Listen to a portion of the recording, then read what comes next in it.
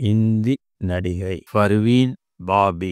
நவாப் குடும்பத்தில் பிறந்து வளர்ந்து அவாவினால் நடிகையாகி அகில உலக புகழ்பெற்ற பர்வீன் பாபியின் 21வது நினைவு நாள் இன்று 21/1/2025.